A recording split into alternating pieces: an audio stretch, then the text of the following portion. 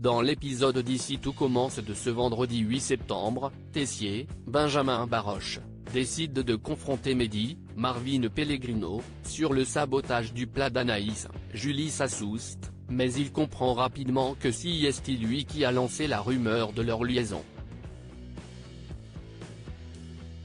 En colère, Mehdi lui tient tête et lui balance ses 4 vérités. Mais Tessier le met en garde, il ne compte pas en rester là. Peu après, il convoque une quinzaine d'élèves à l'amphithéâtre, dont Mehdi, Ethan, Rick Kleve, Carla, Aricia Lemar, et Bérénice Tannenberg. Cette dernière craint d'être renvoyée de l'institut, d'autant que cela arrangerait bien son beau-frère. Puisqu'Anaïs vient régulièrement à la maison et que Tessier lui fait comprendre qu'elle dérange. De quoi conforter Carla dans l'idée qu'ils ont une relation. À l'amphi, Antoine, Frédéric Diffenthal, les recadre sévèrement. À ses yeux, ils sont coupables de harcèlement et si c'est inadmissible, cela va à l'encontre des valeurs de l'institut. Pour les punir, Tessier décide de leur faire les flamants roses sous la chaleur écrasante.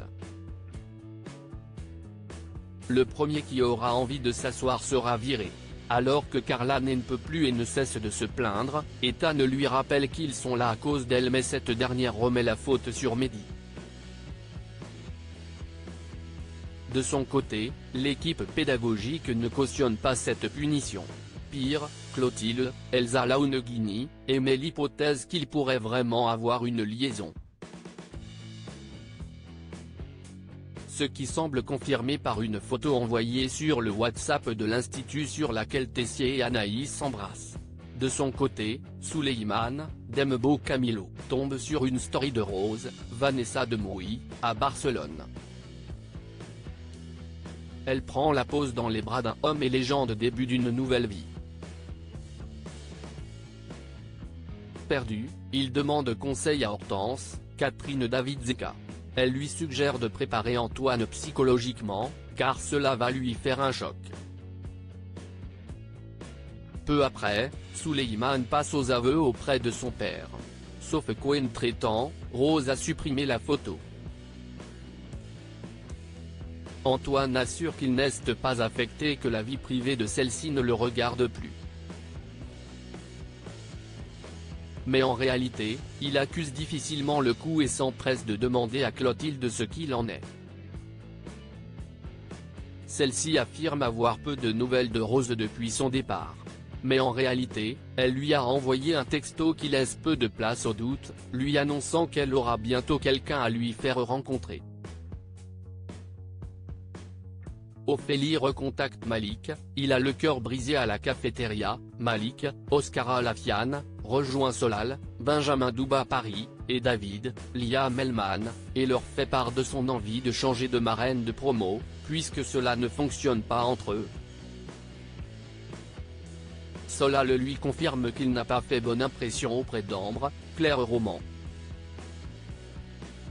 Malik culpabilise et regrette de ne plus parler avec sa coach en féminisme, Ophélie. Il l'appréciait énormément et elle lui a fait prendre conscience de beaucoup de choses sur le féministe. Mais il ne comprend pas pourquoi elle l'a ghosté du jour au lendemain. Ayant trouvé Malik sympa, David et Solal suggèrent à Ambre de lui laisser une chance et lui rapportent qu'il a eu un véritable coup de cœur pour Ophélie. Solal pousse cette dernière à lui dire la vérité. Elle décide donc de réactiver son profil sur l'application de rencontre. Elle lui explique avoir flippé quand il a débarqué à l'institut parce qu'elle est en couple. Et est désolée de ne pas avoir été honnête avec lui. Malik est dépité. Ambre n'a pas eu le courage de lui dire la vérité et préfère tourner la page, d'autant qu'il n'a pas répondu à son dernier message. Mais pile à ce moment-là, Malik la remercie d'avoir été sincère, même si cela le rend triste et qu'il espère que leurs chemins se recroiseront.